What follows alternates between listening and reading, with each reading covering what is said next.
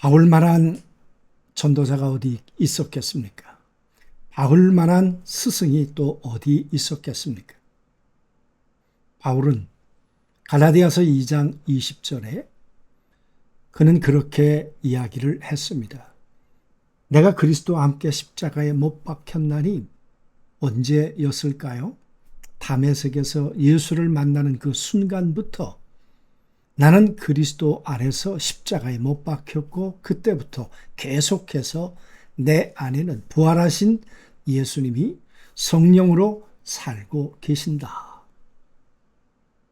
그래서 이제는 내가 사는 것이 아니요 내 안에 그리스도께서 부활하신 주님께서 살고 계신다는 이야기를 너무도 명백하게 확증하고 있었고 또 바울은 고린도 교회 성도들에게 이 복음을 전했을 것입니다.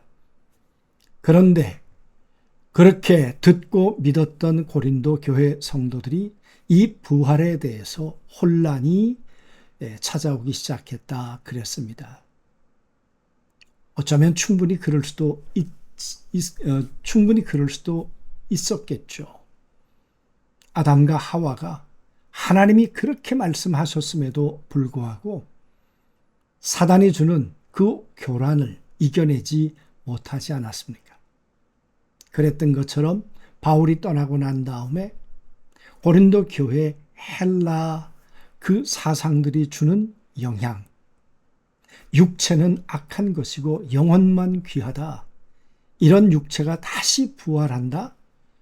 그것은 악한 것이 다시 부활한다는 그 잘못된 헬라적 사상, 그 영향을 받으면서 육체 부활에 대한 무가치, 그러한 혼돈에 빠지게 되었죠.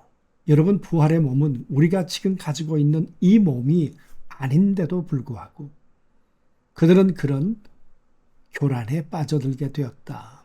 그래서 바울은 오늘 15장의 말씀을 쓰고 있다는 이야기를 계속해서 나누고 있습니다.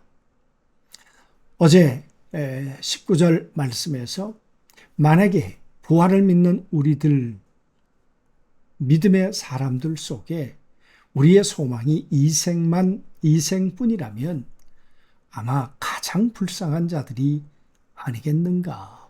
바울이 그렇게 어제 마무리를 했습니다.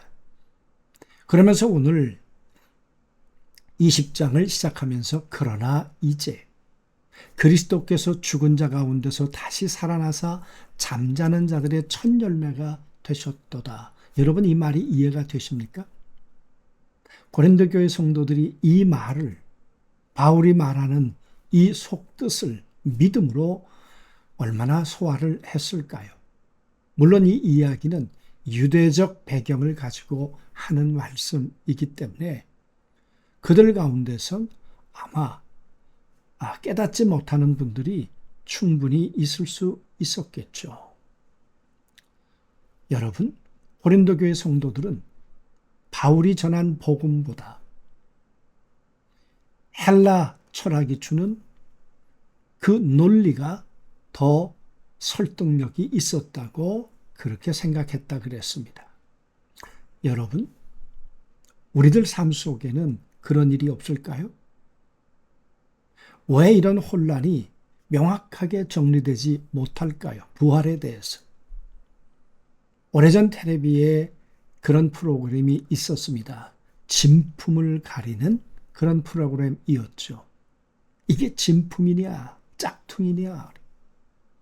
복음이 무엇인가, 진품이 뭐냐를 명확하게 안다면 짝퉁이 무엇인지를 분별을 하게 될 텐데 어쩌면 고린도 교회 성도들은 복음이라는 진품이 무엇인가를 모르고 있는 것은 아닌가.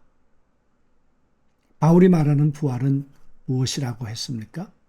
죽은 자 가운데서 하나님께서 예수 그리스도를 살려내신 이 과거 부활에 대한 믿음, 옳습니다.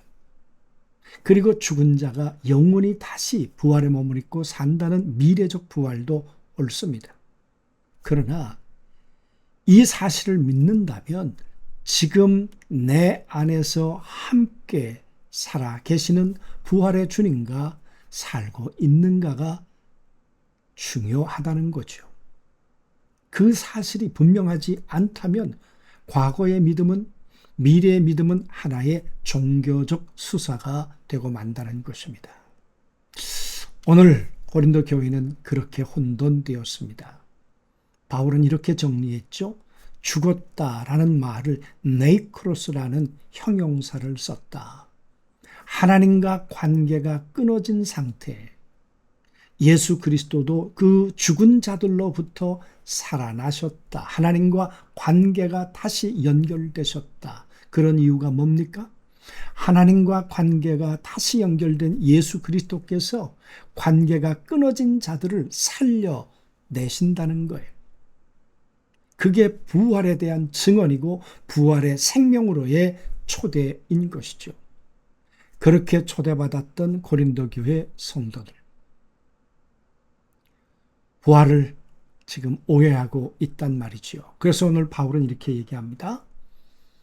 그리스도께서 죽은 자 가운데서 다시 살아나사 잠자는 자들의 첫 열매가 되셨다. 여기 죽은 자라는 말도 네이크로스 형용사입니다.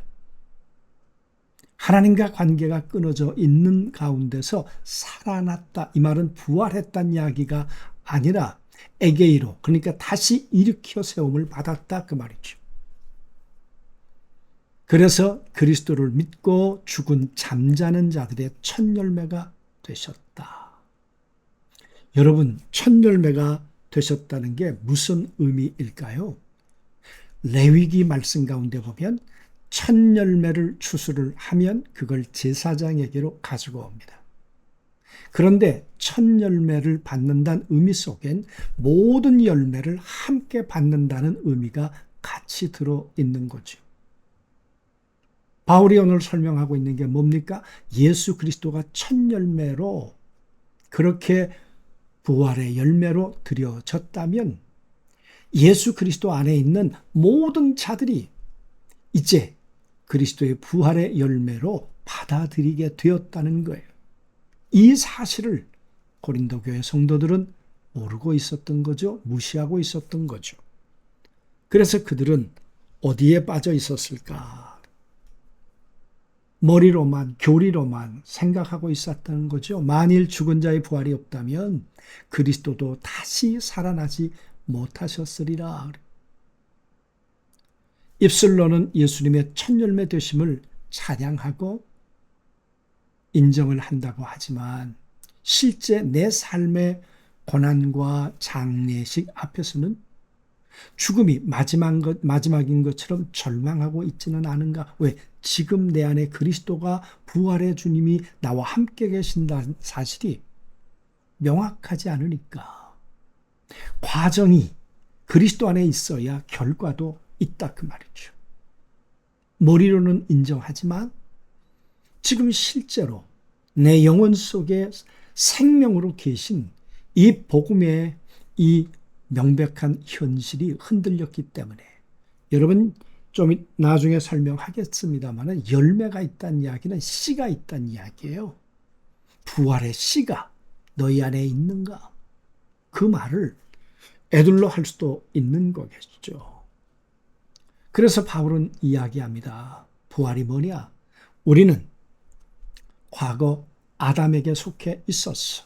그래서 22절에 아담 안에서 모든 사람이 죽은 것 같이 하나님하고의 관계가 끊어진 것 같이 그리스도 안에서 모든 사람이 삶을 얻으리라. 조우에라는 영원한 생명을 얻으리라. 우리가 누군가? 하나님과 관계가 끊어졌던 그리스도 안에 예수 안에 아담 안에 있었던 우리가 이제는 믿음으로 그리스도 안으로 이제는 생명이 옮겨진 사람들이라는 거죠. 나를 두렵게 짓누르던 아담 안의 죽음에 여전히 묶여 있는 것이다 그 말이에요. 고린도 교회 성도들이 한번 확인해 봐야 하는 거죠. 나는 나를 살리는 그리스도 안에 들어온 사람인가? 그리스도 안에 들어와 있다는 이야기는 부활의 실체 속에 현실 속에 들어와 있다는 거예요. 그래서 말하는 거죠. 죽은 자가 다시 살아나지 못한다면 내일 죽을 터이니 먹고 마시자 하리라. 하나님과 관계가 끊어진 자들이 살아난다는 말도 에게이로예요. 다시 생명이 연결되는 이 부활의 실제가 없다면 무엇 때문에 수고하고 애쓰고 이 땅에서 살 이유가 무엇이 있겠는가? 그죠? 먹고 마시고 살자고 하겠죠.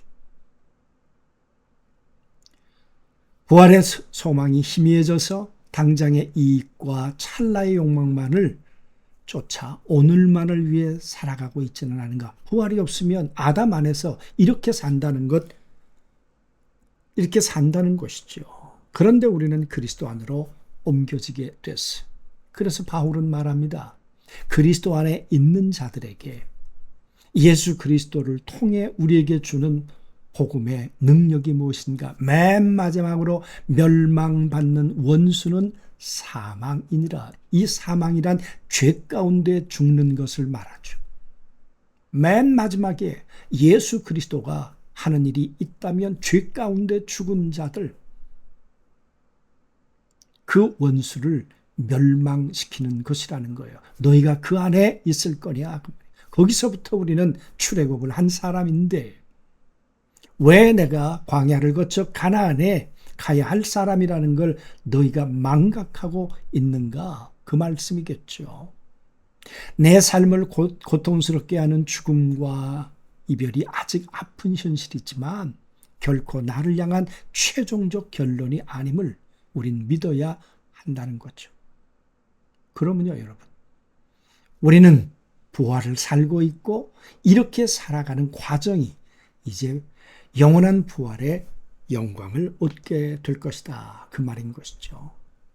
그래서 말합니다. 형제들아, 내가 그리스도 예수 우리 주 안에서 가진 바 너희를 향한 나의 자랑을 두고 단언하노니 나는 날마다 죽노라. 이 말은 무슨 얘기겠습니까?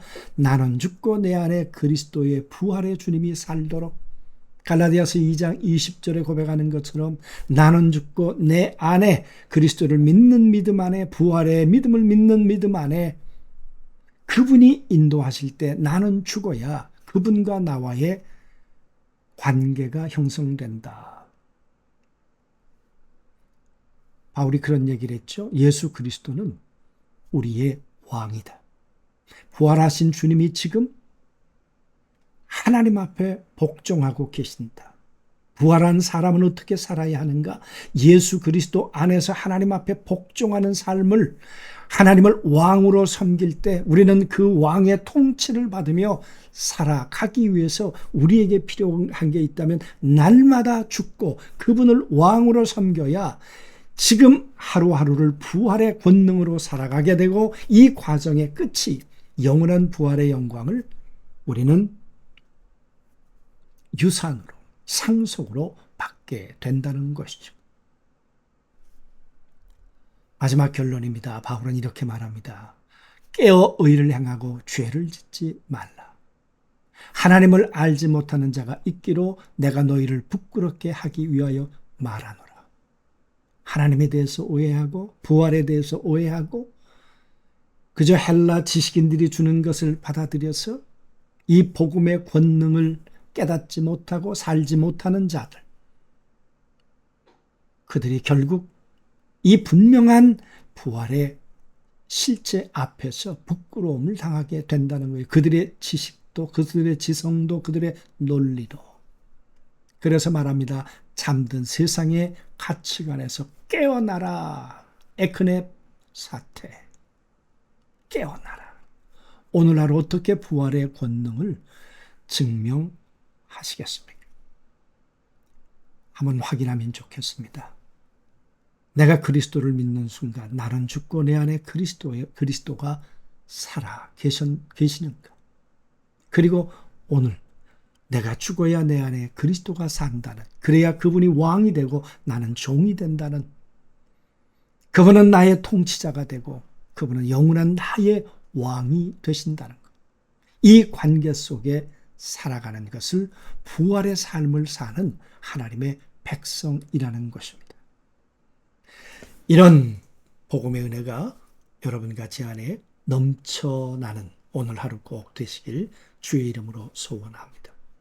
마지막 기도문을 읽고 마치겠습니다. 주님, 그러나 이제 살아계신 주님을 의지하여 두려움에서 깨어나 오늘 순간순간을 살게 하옵소서. 아멘.